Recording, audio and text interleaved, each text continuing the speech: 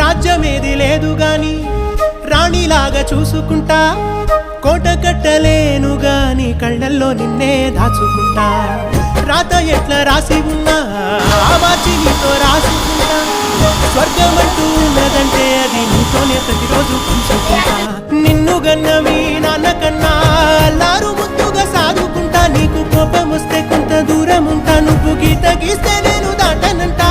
కంట నీరు కంటి రెప్ప దాటకుండా కాటుకై కావాలుంటా.